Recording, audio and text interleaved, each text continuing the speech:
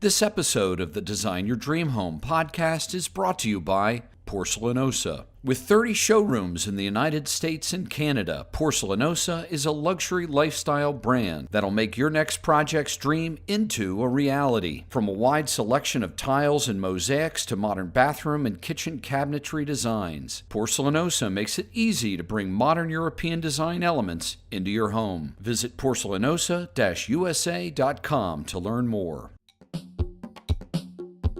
You are listening to the Design Your Dream Home podcast with Doug and Steve. Doug and Steve are architects, and they're here to help you design your dream home. So today we're talking with Mark Asher. He's the principal at Asher Sloan White Architects. So I actually met Mark. I found him from, if you can believe it, an architect's yard sign that was next to this amazing house in Stone Harbor, New Jersey.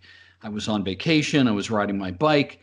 And I was like, wow, this house is really cool. I got to meet this guy. So I called him within probably a couple days. And within a month or two, I was visiting with him in his Jenkintown office. And we've been connected by email ever since. So Asher Sloan White is a very successful practice that does work not only in the Jersey Shore area, so that's like Stone Harbor, Avalon, New Jersey, but also residential and light commercial work in Philadelphia, in the suburbs, also Virginia, Florida, and more. So it's been interesting. Mark and I have stayed in touch by email, and we've been trading a few emails of late. And I had to say this. I told Mark by email, he's a really talented writer. I'm not sure if he's ever published anything, but he sent me two short pieces, which I hope he touches on today. But one was about the internet, and specifically house and how it's affected architecture today. And the second one was about the great mystery of the architect. That is, nobody really knows what they do and what they charge and their process. And it was really about how architects have kind of done themselves a disservice by leaning on their creative skills, but not really being great communicators. So Mark, it's great to have you today. Why don't you give us a little background about yourself, and then maybe how you ended up in Jenkintown, a little bit about your office, and then we can talk about what you're up to now. Okay, Doug, well, again, and Steve, thanks for doing this. I think it's just a terrific idea. Architects don't talk to one another enough, so we were quite insular. So I just think this is a great thing that you guys are doing. About myself, and as brief a period as I can, I've been in practice for about 25, 28 years. And like so many, I kind of got thrust into it from, a job landed on my lap, and I took it and went off and somehow pulled it off. I was marginally competent at best. But what you don't know doesn't kill you, Right. you figure it out. So we started, it was just me at the time, started a practice with one project and then two, and, a lot of lean years. I was by myself, working for myself, by myself for many years, in my basement or my attic and all those sort of things. And then, but ultimately success started to come. People like yourself, Doug, you saw that sign in Stone Harbor, and the phone rang, and a house, and then 2 and 10 and 20 and so on. And then, the employees started to come. And now we're up to about 20, 22 staff here. But a lot of the things I've written and we'll talk about today, I think, is, the evolution of an architectural practice, the evolution of how we got here. But at any rate, I'm it's a long answer to a short question. But we're in Jenkintown and Stone Harbor, and we do, mostly high-end custom residential work. Interesting. Well, why did you guys Doug, why are you trying to reach out to another architect, and why is this architect responding to you? Like, normally architects are sort of don't have much interest in talking to each other. So what prompted you to want to connect with him, and why did you respond to Doug? Well, I can say the work was so unusual. When you go down to Stone Harbor, for many years. I would say it was really kind of stuck in the 70s.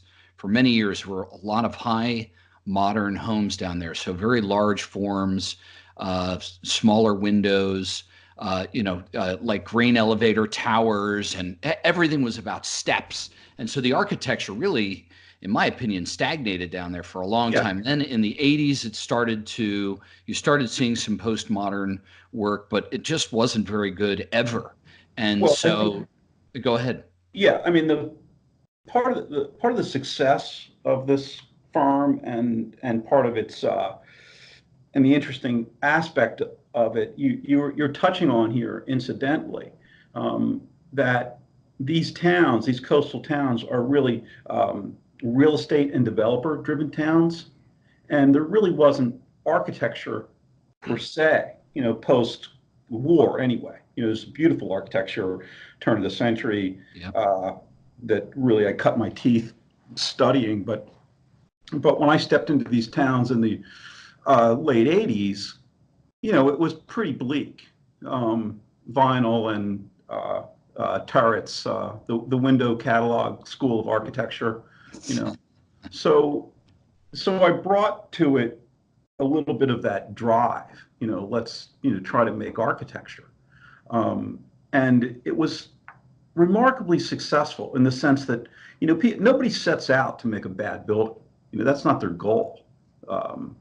But they just don't know. If chicken's the only thing on the menu, you eat chicken and you're happy about it. So we started to show a way where you could make a little more, just a nicer building, and it found an audience. It really did. So, that's really how this began. But Steve, I think that was your question. Why did Doug reach out? Well, Doug, there you are. So, well, no. I guess the question is that I was sort of just half joking because, like, as we talked about in the beginning, from the outset, architects don't really want to talk to each other. I don't know if it's like that in other professions, but this is sort of one of the reasons why we started this podcast, so that we could discuss, and hopefully in the process, homeowners could gain something, some insight, or that could help them with their projects. So, we appreciate you joining us, of course. And then I wondered, like, Doug, something prompts Doug, because Doug is naturally curious. He sees some work that he likes, and then he wants to talk to you. And then you, in turn, want to talk to Doug. And without, it's not like you're going to, I don't know, it's not, Doug's not a client. Yeah. It's just something that probably, I don't know, you say, look, I'd like to have a conversation and go beyond this one place. And so that's what I was kind of leading to. Yeah. But, to be an architect, you have to be interested in architecture, right? That's I hope so. There's sort of a drive to do this. And, I think this is a sort of funny aside perhaps, but I had dinner with a friend of mine a year or so ago who is a principal in a really large international firm. And we had dinner, and it was really interesting. It was like talking to myself, because you think that they're different problems, but they're not. The problems running a big firm are the same as running a small firm. Workflow, employees, human resource issues, zoning issues. It was just really funny to hear somebody who's running, maybe a 500-person firm talking to me just as somebody who would run maybe a 5-person firm. It's the same issues. So, that's sort of one vector to this conversation. I think the other is just my evolution of, now being a 60-year-old architect instead of a 30-year-old architect. Now I'm, running a company. And so your interests evolve, of course. Mm-hmm. So talk a little bit about that for the people that are listening, homeowners specifically. What's the difference between talking to or hiring a 30 or 40-year-old architect and hiring a 60-year-old architect? Well, what I'll often say to my clients, because we'll serve very often the demographic we serve is similar to me.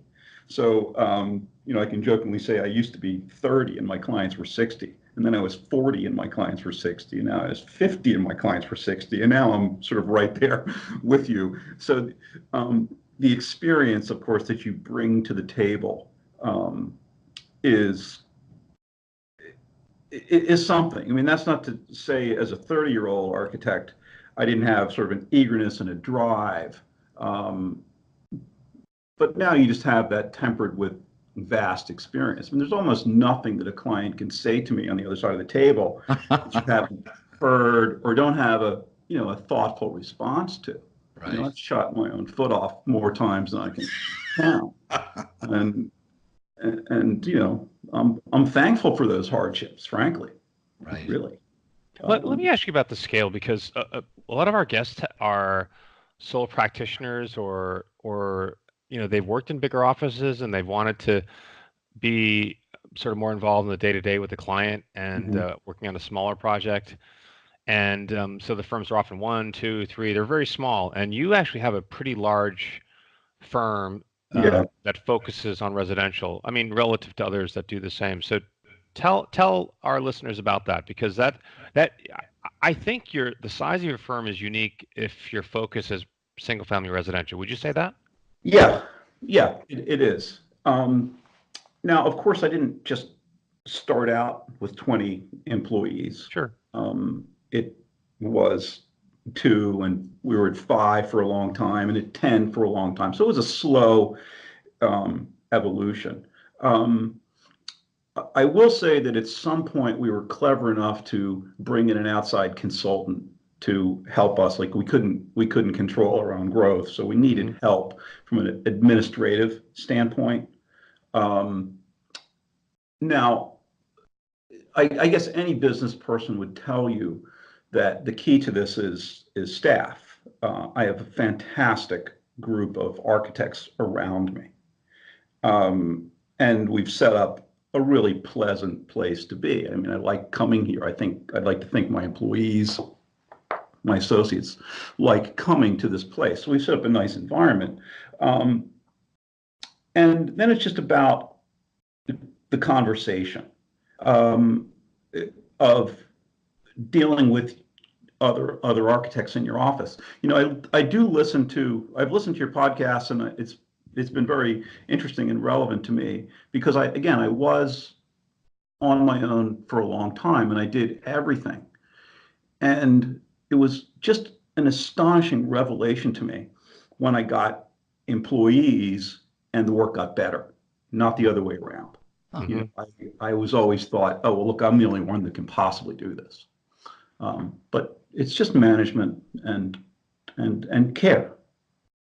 So. Wow, that's very interesting. I guess I would always think the same thing. If I hired people, I would always be the one doing the best work in the office, but that's not necessarily the case. No, that's really interesting. But the question that I get from clients all the time, and if they don't ask, I volunteer it. Who's doing the work? Is this just I want to be careful that this is not just, oh, here's the interview and I got the job and see you later. Right. This is a very personal business, and it's not that big that I have people in China work. It's the office is fairly open and conversational, and I think we're all on the same page. So I think we'd still give the clients that personal, I'm involved as well, and my partner Deborah is terrific as well. So let's turn to the internet a little bit, and one of the articles that you sent me. I'd love for people to hear your opinion about how the internet, and specifically websites like Houzz or apps like Houzz, have changed, or what's their effect on architecture. Because, for a guy that's been in this business for this long, you and I both know, and Stephen knows, how much the internet changed our business. Yes. 15 years ago, 20 years ago. Yeah. So talk a little bit about that. Well, first of all, I'm very thankful that I was trained without it. I'm probably the last generation that can draw. So I'm relatively ambidextrous. I can draw and I can turn to my computer and do both. And I think that's a great gift, frankly, or luck. It's not gift. I was lucky. So I've seen that arc of it, as you suggest. My note about that I sent you about the internet and House and Pinterest and so on was not so much to criticize it. It's just it's so new and so ubiquitous now and so powerful. No one has stopped to think about it. Like, It's so wow, quick. It's happened so fast. so fast. Yeah, so fast. Um, so what does it mean? The positive side of it, and others have obviously talked about that, is that it has, and the positive outweighs the negative to a large margin. That it's brought us clients, it's brought architectural interest to a broader audience. I think there's a very high level of interest in design today. Yeah. As I mentioned in the article, it's like food. There used to be one show on television about food. Now there's a whole network about it, and it's on 24/7, and restaurants are popping up all over the place, and so on and so forth. And I think architecture and design has that same thing happening to it, driven by House and Pinterest and so on. So that's the positive that, just fantastic. The negative is more caution, because I'm starting to see houses coming out of the ground that, as I mentioned in my note, Doug, are like a house algorithm. I can almost pick them apart. So you just have to be careful about that. Right. The parts and the colors and Exactly. you just start to see them all the time on all of these or many of the projects. The dark windows and the gray floors and Do you mean, Mark, that like a homeowner will basically like a certain number of images, put them in their idea books, and when they hand them to you, it's as if they've already kind of designed the house, and then let's say a lot of architects are complicitous, and now it becomes this kind of Frankenstein. Exactly. Yeah. Something like that, right? The danger. That's the danger of it. So, I think our response to that, or my response, is keep on going. It keeps us trying to stay ahead of that curve. And the design still has to be thoughtfully done, doesn't it? The developer home that we compete against, they just put the same house on the same lot, regardless of where the sun is. So that's our job and the success of it, frankly. So I do hear more clients talk about how they've designed, the project that I that I designed, because of the imagery that they've given me. They assume that they designed the project, and it's not that it's fine. That's okay. It's interesting that I didn't hear that before. It's more that I gave Stephen all these images and he drew what I wanted. So it's my design. I said, okay, that's fine. I don't need the credit, but I just find it interesting how that's changed. If I'm a doctor and I tell you what what medicine you should take and what so on, and then the person is healed, they say, I did it myself. So I don't know. So we take it, again, it's on the whole, it's a positive tool, but you just have to make sure it is a tool and not an end. Okay. I think that's the best way to put it. Do you find clients through House, or do people reach out to you through House? Rarely. Huh. I know that we do pay for it, but it's largely just resource for us. Clients that come to us through House are very, very few and very far between. So how do they find you then? Well, besides signs on. Well, Doug sees our signs. Yard signs. It's yard signs mostly. I think today, we're big enough that it's rare for a client to vector into us from one direction. Okay. There's usually multiple referrals coming, be it homes we've done, website, signs, realtors are a referral stream, builders are as well. The fundamental lesson, I guess, for anybody who wants to be in this business, you have to be nice to a lot of people. Wow. So you can, I need those people Yeah. out there. I think one of the reasons that architects don't talk with one another is because they're simply jealous. I mean, you get an architect who's walking down the street in Stone Harbor, Avalon, and you see 3 or 4 homes that you're like, oh my gosh, there's something very similar about these. There must be an architect involved, and they're beautiful, but I'm not going to call this guy because I'm jealous of all the work he has, or however that works. So I really do think it has. We were talking about communication, and your note to me and the other article you sent was about architects communicating things to one another and to clients. It was about billing and how nobody really knows what percentage people are getting charged. And you'd sent me an email a couple of years ago that was a communication about billing and cost of construction and clients never telling the truth about how much money they've spent on a project, right? I mean, we have that happen in Greenwich all the time. Sure. Somebody hears that somebody did something for $350 a square foot, and that's what we want to do. And we're like, yeah, right, never going to happen. That's not even true. And it's not true because they're not telling you the whole truth. Anyway, I think a lot of this has to do with communication, right? And how much architects want to tell, how much of the secret, how many of the secrets they really want to talk about, and or their secrets. And anyway, when it comes to communicating with your clients, so Stephen touched on project management, and you did too. So when you have a client, do you know immediately what project manager is going to be running that job, and do you introduce them immediately to the client? Is that relationship important? Just for our listeners. Really great question. Occasionally, the client, often in a second interview, will ask to interview the project architect. Okay. And we're more than happy to accommodate that. But yeah, I think when I'm with a client, I start to get a sense of who is going to be the project architect, who's going to lead it, just based on personality and experience and so on and so forth. So yeah, absolutely.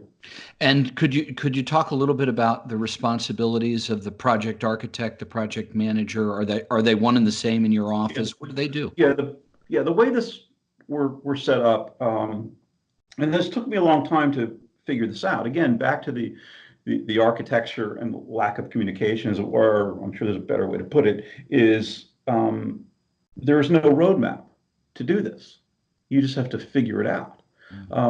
So for years, we were pretty horizontally located, I guess, where the project architect would take the project from cradle to grave, start to finish, better way to put it, and we just do everything: design the house, produce the construction documents, manage it. But we didn't have, we had the workflow that could handle that. As you grow, and the project architect is now running 3 or 4 or 5 projects, They can't do it all. So we had to get more vertically oriented. So the project architect then has a support staff under them helping with documentation.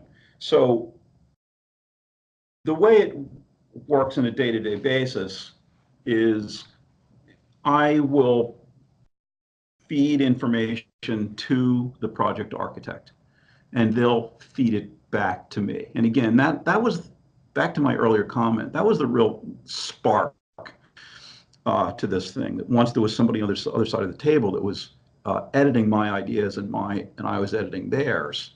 And so before it got to the client, it had been through several filters, as it were. Yeah. But then that project architect, to get back to your question, they're designing this thing and presenting it to me and the rest of the office, frankly. And then we, after early approval, the schematic design is typically maybe 5-6 steps. And then so when we get sign off on that and jump to a DD phase and a CD phase, there might be 2 or 3 people working on that project to get it to a bid state. So Where in that process, because you mentioned design and then DD, CD. DD is design development, CD is construction Mm, documents for our listeners. yeah. So where in that process can you say, we think that this project is going to cost about X? Because whatever someone meets you the first time, they say something, and then you really Yeah. don't know until you've kind of, I think, kind of gone through schematic design, and now I kind of see really what this is, what they're looking for, the Yeah. size, the quality. Do you kind of put a price tag on it at that moment, or a budget, or do you kind of have an when do you sort of zoom in and tell them, hey, I think this is where we are in this project? Um, Again, really good question. I think that we know how much these houses cost. Okay. The renovation and additions take a different tack. They're very hard. They're much harder to pin down financially. So what we'll do in our renovation work is we'll design it to a certain level of schematic design, and then stop and get preliminary pricing, Okay. and then bring it back in, and then throttle up or throttle back. But the new construction, we've done so much of it, and in fairness, this is these are expensive homes, really. These are cedar roof and copper gutter houses. Mm-hmm. Um, so we have a really good sense of what these houses cost, and it just helps to be transparent up front, so everybody understands that this is, you know, $600 a square foot, or something, 500. Mm-hmm. Um, so I don't have to be through schematic design to Okay. get to that price. And then, finally, to answer this, and again, I apologize for prattling on, but as I say to clients so often, the cost of the home is in the materials. Whether it's an asphalt roof or a slate roof or a vinyl siding or cedar siding or what have you. That's where the money is. We never redesign somebody's house because it's too big or too small or something. That's Interesting. not going to save you any money. The 4,000 square foot house costs exactly the same as the 4,200 square foot house. Mm-hmm. So, but that's all part of that sort of misinformation that's out there, So, So talk about a little bit about the bidding process. So Mhm. and so in schematic design, for example, when you guys will slow down or stop, and then you'll get pricing, do you pick one contractor? Do you pick a number of contractors who give you schematic pricing? How does that work? And what has worked best for you? And what do your Um, clients like to do? well, the new construction is, by percentage, I would say maybe 60% of it is bid. So a large percentage is not bid. We'll pick a builder. The owner will have interviewed that builder, know them, like them, trust them, and we'll enter into a negotiated contract with them. Again, using our own database of pricing as sort of surety. We know what these houses should cost. But in terms of the normal bid process, we have a gene pool of builders that we pick up. They're all good. I want to be in that position of picking any one of these firms will do a good job. We cannot afford to drop that ball, and it's a very simple equation: good builder, good project; bad builder, bad project. And as I again have said many times through the years, nobody has an okay experience building a house. It's either fantastic and they're going to have this builder at their kid's wedding, or they want to kill them. There's no in between. So you want to make sure you're on that former. Um, but we bid the projects to 3 or 4. All those numbers come back to us. We analyze them, we spreadsheet them, we pick them, and off we go. I think there's a couple things there that I just want to kind of just underline because I think they're really useful for our audience. One has to do with trying to save money and thinking that if I just shave a little square footage off the building, that it'll be a big savings. And I appreciate that you've said that that's not the way to do it. We really need to look at it differently, as opposed to lopping off a little bit here just to make it a little tighter. You're going to save that percentage of times per square foot. And it just doesn't work like that, which is a great point. And the second is that in most architects' contracts, this bidding negotiation phase and our fees, it's sort of a smaller number. And people think, oh, it's probably not that important. And in fact, I tend to think that it's really one of the most important things that we do. That Oh, yeah. choice that you mentioned of the builder that you bring to the table or the one that they bring and that we have to vet, that choice can be, as you say, fantastic or a complete disaster. Yeah. And it's worth to me more than maybe we sort of put in our contracts. I don't know, maybe you have the proper number. I always seem to have the wrong number. It's too low or something. And in fact, I keep thinking that it should be so much higher because it's such an important decision. Yeah, well, we charge have a fee that's a not to exceed number to do that. Okay. Um, but yeah, the references, that we've vetted all these builders through the years. It's fundamentally important. We've done, builders that might not be financially solvent, and man, you don't want any part of that. Right. And we've seen that happen. So yeah, the knowledge and experience, again, back to that 30-year versus 60-year that you have about the builders is just fun. It's just fantastic. And again, we've built up this relationship with these guys, and they really breathe in and out with us. And then the other aspect to this, speaking of pricing, is we're really sending it. We want to send a set of drawings out the door that's bulletproof. It is everything in here.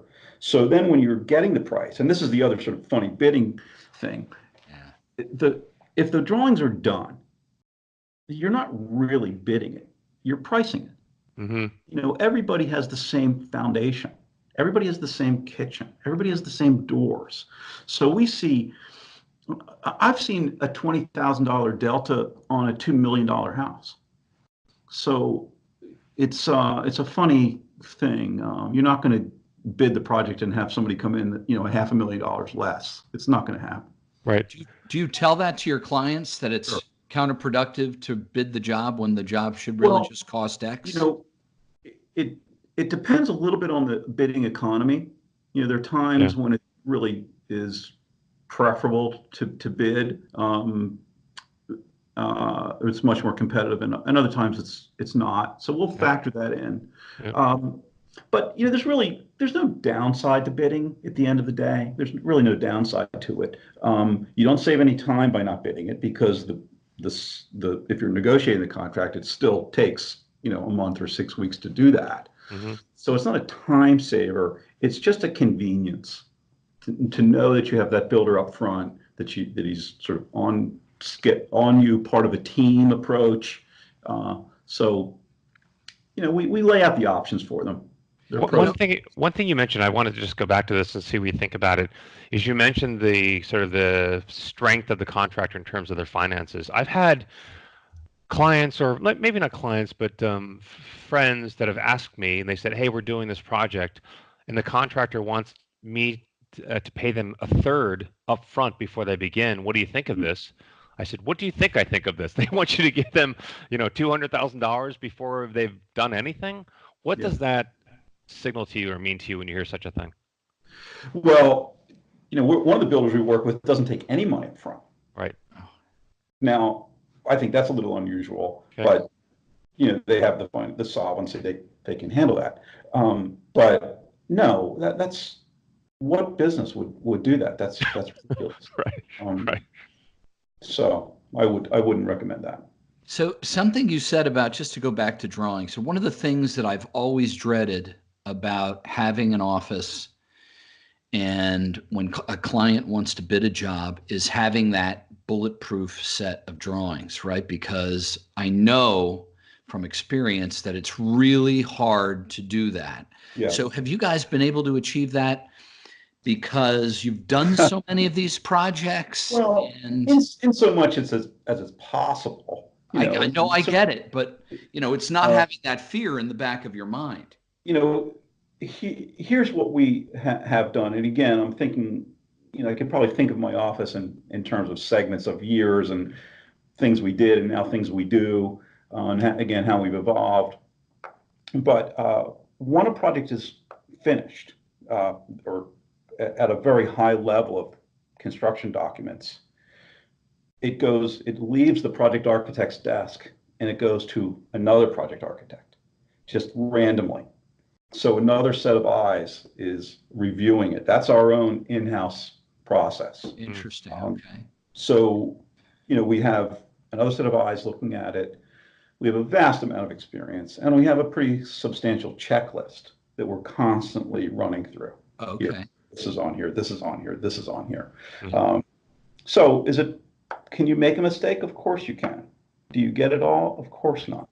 But these are pretty good set of documents. So then from the documents to the bids, one of the other challenges I see every time we bid a job is apples to apples, right? So how do you get a contract? Do you guys give them a format and everybody gets the same? You do? Okay, that's great.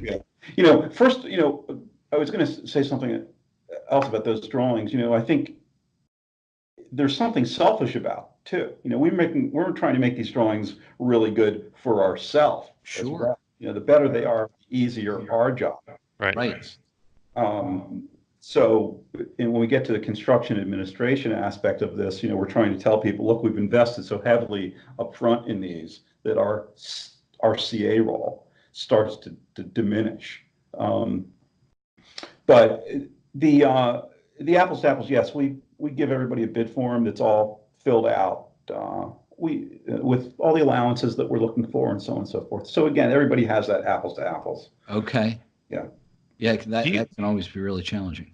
Well, I think we've been talking a lot of really interesting things about practice. Do you mind if I kind of shift to your design philosophy? Because I was interested in hearing about your approach, and you basically talk about new urbanist ideals. Do you want to talk about what that means to you? Sure. Yeah, of course. I think there's a real balance to all of this, and if you were asking me, what I'm thinking about, and I put it under this heading of the practice of architecture. There's a design aspect to this as this one leg, and I spent a lot of time getting that under control, and that was really, I came from a real art and background, frankly, and then you get this technical skill under control, which took a long time to do. Mm-hmm. And now I'm in this practice, and so the three legs of that stool are what holds this thing up. The design aspect is an interesting one in that we work in these communities that are fundamentally urban places. People treat them in a suburban way. The zoning codes are very suburban in the way they're written, setbacks and lot coverage and building height and so on and so forth. But I recognized pretty early on, and maybe this was, part of the success that brought us clients, is that we were taking this approach that, I wanted the neighbors to like the house too. So that's interesting. Part of, if that had a new urbanist antecedents, I wouldn't be surprised. There was that, I read it somewhere, I don't know whether it was a Dewani quote or not, it sounds like him, something like, when the house next door to you is being torn down, what replaces it will be worse. You just know that. And I set out about to not do that, to make, be a little more sensitive. Now that took me in a very historic direction for a long time. I was really mining these older coastal towns, whether it's, Nantucket or the Hamptons or where have you, and the local vernacular of the Jersey Shore where we work so heavily. I was really mining those pieces. So we became very historically based. And I guess I could also say that we were trying to calm down the real estate market. My solution to getting people to stop using turrets and round windows was to show them a more comfortable classicism. So that's where we started this thing.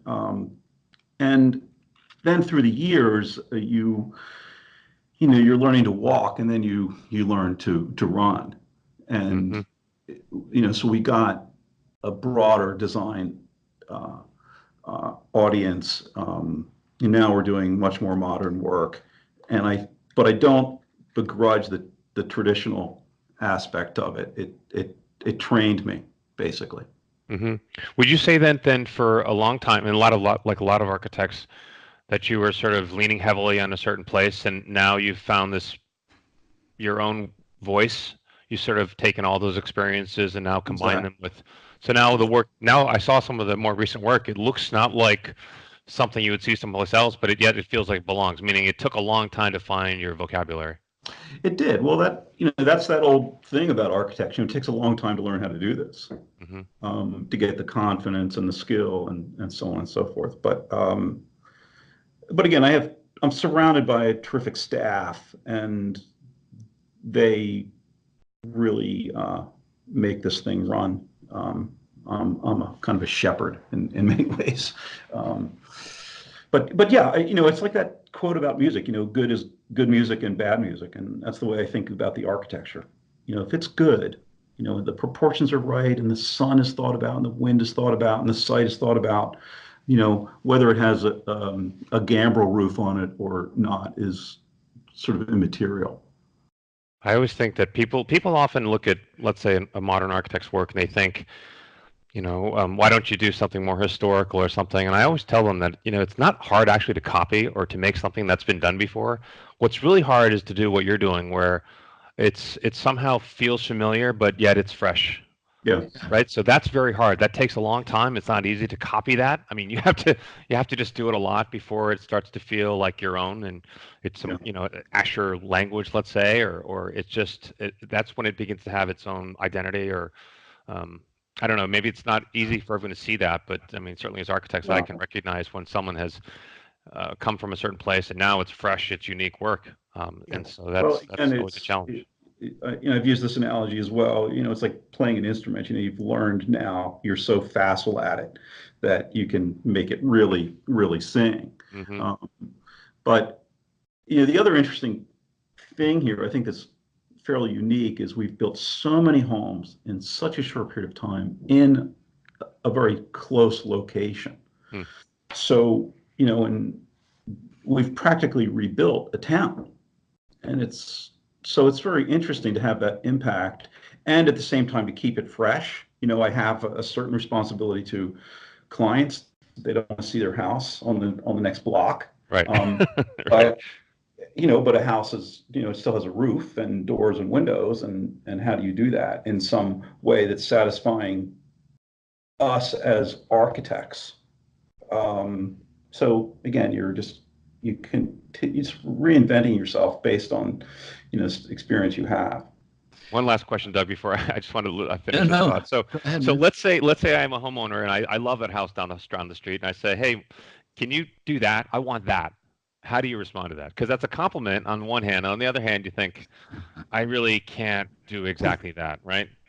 Well, I'll put it back in a different way. If we're working in a town where the lots are all the same size and the program is exactly the same, and let's say it's a house on the bay, the water's on one side, the street's on the other, your options start to narrow down. So you might get the same house whether you want it or not. Okay. But to take your question, I think under those circumstances, what we would do is two things. We know what's going to change, frankly. Once the client is in here, they're not going to take that same house. They say that, but they're not. Okay. In fact, we've had to be very careful contractually because we've been burned pretty heavily. Here, I want this house off the shellfish, so you give them a low fee, and then they come in, the whole thing changes, and you're, left holding the bag. Yeah. But I think what we do, and to put it succinctly, is we change it. We're going to change it. We're not going to just repeat it. We have too much invested in ourselves to just do that. Isn't it funny when you listen to an architect talk about business, and maybe a businessman thinks, wow, I figured it out. I found the formula. Why don't I just keep giving it to them? And instead, we immediately say, I'm not going to do the same thing. That's just our way, right? It is. Well, I think it comes back to that, there's a little bit of a calling here, right? And, absolutely. Somehow through, getting punched in the nose so many times by zoning codes and budgets and flashing and clients and all this at you, I've held on to this little nugget of, idealism, Yeah. So Speaking of zoning, and I've been going down there for Stone Harbor, Avalon area since I was a little boy. Yeah. Have the rules changed much over the years that you've worked in that area? No, actually, those codes have been pretty static for a long time. Okay. Good or ill. Now they got hit by Sandy, Hurricane Sandy, pretty hard. They changed the flood elevations and all that sort of thing naturally. Okay. But the codes have been relatively static, for good or ill. There are a lot that should change and update, but don't. So. And have construction costs changed a lot in the last 5 to 10 years? Significant. Really? Yeah. What's driving that up? Well, I think there are internal factors and external factors. Some are, of course, just the economy, and materials cost more, and everything just costs more. But the interesting, maybe I'll put it this way. I was always asked this question. In my earlier career, people would ask me like, hey, I'm building this house at the beach, and it's, back then like $300 a square foot, and gee, my house in Philadelphia costs $150 a square foot.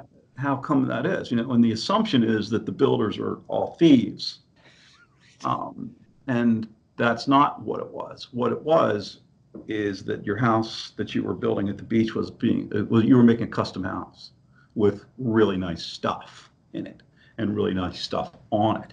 So pricing is not as geographically located as people think. A BMW costs the same in Alabama as it does in Alaska. Mm-hmm. So what's happened is in these towns, the real estate's very expensive, the dirt's very expensive, and the houses have gotten to be nicer.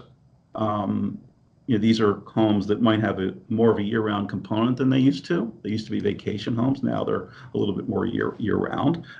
They're destination homes. The families gather here. It's a reflection of that social aspect too.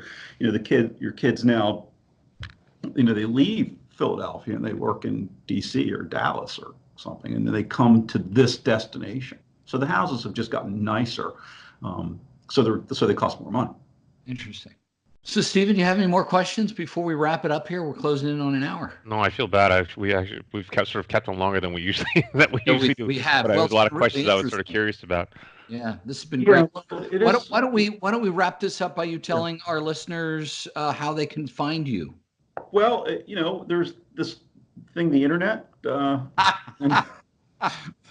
It's an amazing tool. The interwebs. So I guess our web address is the best, asherarchitects.com. The firm is actually Asher Sloan White, but we were too invested in our web address. We couldn't change it. But Deborah Sloan White's my partner. That's what you tell her. Yes. It's impossible to do. We really have to keep the same domain. So asherarchitects.com is the best way to get to us for your listeners, and I hope there are plenty of them. So guys, thank you so much. I really enjoyed it, and Doug, I hope we'll keep our communication stream open, okay? Yeah, it's great to hear from you on occasion. I really appreciate it. All right, Steve, nice chatting. Nice to meet you. All right, Mark, take care. You've been listening to the Design Your Dream Home podcast with Doug and Steve. If you have any questions or want to give us any feedback on the show, feel free to reach us through our website at thedougandsteveshow.com. Thanks for listening, and we'll see you next time.